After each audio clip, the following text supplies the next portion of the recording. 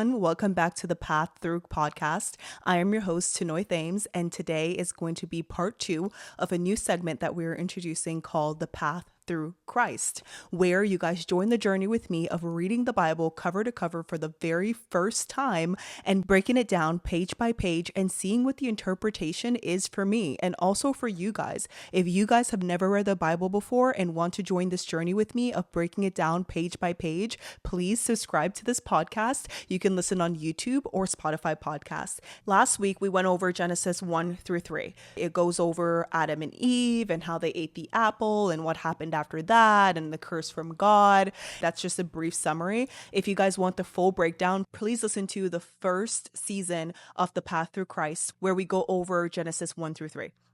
So we left off with God casting Adam and Eve outside of Eden because they ate the apple. The serpent convinced them to eat the apple and they were cursed by God, and then God cast them out of Eden, correct? We saw that in Genesis 1 through 3, that Adam and Eve at first had eternal life, and then God made their life limited. So now they no longer had eternal life. So at the end of Genesis 3, it goes over how God placed the flaming swords that turned every way to guard the tree of life. So starting off Genesis 4, it goes over how after Adam and Eve left Eden, they had two sons, one by the name of Cain and one by the name of Abel. Abel was the keeper of the sheep and Cain was a tiller of the ground. So it looks like Cain was a farmer and Abel tended to the sheep. Abel and Cain both brought an offering in front of God.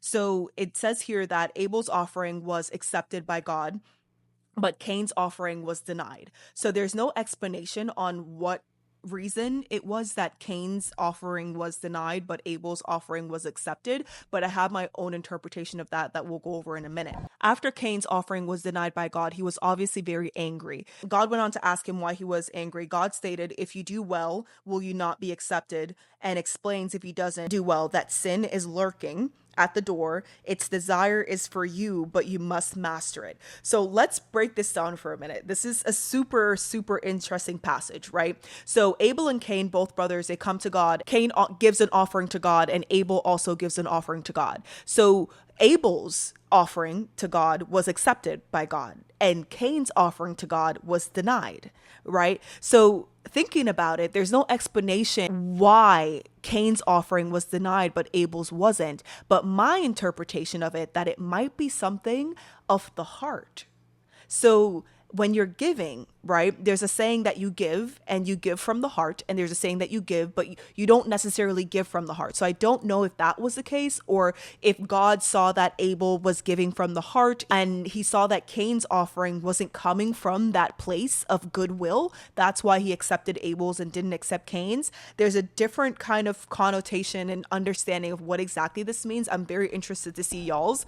But the interesting part is that after Cain's offering was denied by God, Cain was very obviously angry, which to me, it kind of supports this theory that I have that when God looked inside of their heart, he saw that Cain wasn't giving from a godly place. He wasn't giving from a loving and kind place. Because if you're giving from a loving and kind place, but your offering is denied, you're not going to be angry. Why would you be angry? Because your offering wasn't accepted, right? So it says that Cain was obviously angry. God is like, "Why are you angry?" And he says the statement where it's like, "If you do well, will you not be accepted?" It's a question. If you do well, will you not be accepted? And then this is a super interesting part to me. It then goes on to explain that if he doesn't do well, that sin is lurking at the door. Its desire is for you, but you must master it. So this is super interesting to me because basically what it's saying to me, this is my interpretation, is that when everything is going well for you, everything is going well in life, it's super easy to walk with God, right? It's super easy to have belief in God and trust in him. But it's saying when you do not do well, sin is lurking at the door. That means that when you're not doing well in life, think about what goes on when you're not doing well. Think about what goes on when you've just been broken up with, or you can't pay your bills, or you're having financial problems, right? Sin is lurking at the door. So all those intrusive thoughts that we went over in Genesis 1 through 3, when they ate the apple, right? It introduced doubt, it introduced fear, it introduced all these things that we now determine is not of God, that we now determine is sin because it's not of God. right? So it's basically going over the fact that whenever you're not doing well, those thoughts are now lurking at the door. That doubt, that fear is all lurking at the door, but you must master it. So let's move on. So Cain told his brother, let's go out to the field. And while they were there, Cain rose up and killed him. So Cain killed his brother, right? So my interpretation of this is from reading, and obviously I've only read now 6 chapters so far, is this is the first introduction of jealousy in the Bible, because Cain now kills his brother because God accepted Abel's offering over Cain's, which Cain was visibly angry about that. And there had been no introduction of jealousy prior to this moment. So Cain then returns to God, and God asks, where's your brother? Which Cain responded, am I my brother's keeper? No remorse at all for what he had just done. So Cain had absolutely no remorse for what he had just did. He had just murdered his brother in cold blood, and he obviously didn't have any remorse for it. So that was super interesting. So God asked, what have you done? And stated the voice of Abel's blood is crying to him from the ground, so that he knows that he had just murdered his brother.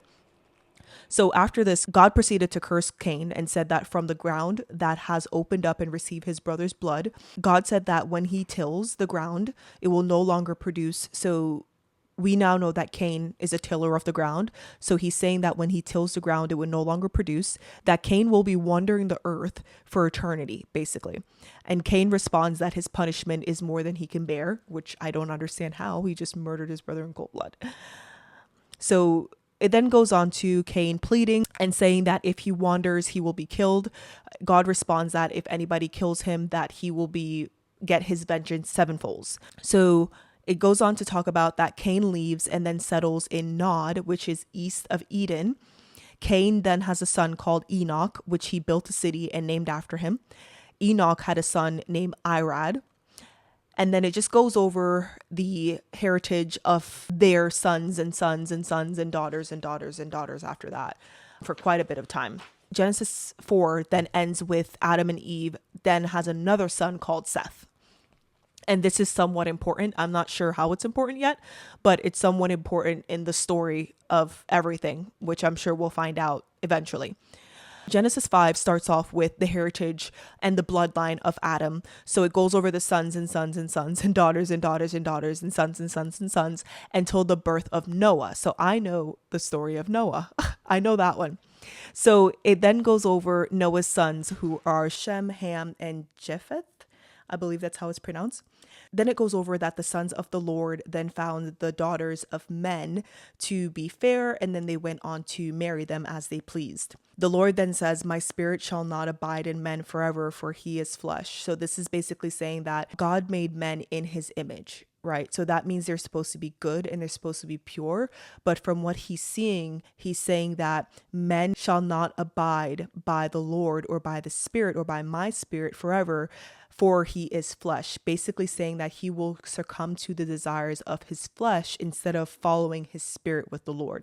So it then goes over that God limits life to 120 years, mentioned of Nephilism, I believe that's what it's pronounced. And then this is a super interesting part. It goes over that God saw that wickedness was great in man, and every imagination of thoughts of his heart was only evil continuously. So this is super interesting because this is the first time that God is seeing that when he made man in his image, it's supposed to be doing actions of God. And what he's seeing now is that wickedness is so prominent in man, and that every imagination, everything that he thinks of and thoughts in his heart is evil continuously. And then God goes on to say, God was sorry that he had made man. Tears. He was so disappointed in mankind and the evil in mankind, because this was never his intentions for us in the first place. So when he saw all this evil going on, he was very disappointed, and he said that he was sorry that he had made man, which is incredibly sad. It says that he grieved it very deeply in his heart. And what this reminds me of is like when a parent, you have raised your kid and your kid kind of strays down the wrong path, and how you grieve that and how disappointed and sad that you get. I think that this is how God kind of perceived what was happening. He was viewing his children continuously making the wrong decision and the wrong choices, and it hurt his heart so badly. So God decided to completely wipe out all living things, all man, creatures, birds, everything, because he then goes on to say that I am sorry that I have made them. So he was so disgusted by what he was seeing in mankind and the evil that was happening in mankind that he says that I'm sorry that I made them, that he was going to completely wipe out mankind. So it then goes on to say that Noah then found favor in the Lord. So Noah was someone who walked with God and was of God, and he saw God in him. So he decided to spare Noah along with his kids, and he gave very distinct instructions to Noah on how to build the ark, and that two of every kind would come to him and that he should take them on the ark. And then he proceeded to do the great flood that we all know of, where he completely flooded the earth to completely cleanse mankind and for there to be a reset, because he was so disappointed in the evil in mankind. So this is super, super interesting. We're going to go over Genesis 6 in a different episode. This is the breakdown of Genesis 4 and 5, which has been super interesting so far. I'm really interested in this kind of breakdown and the story of this.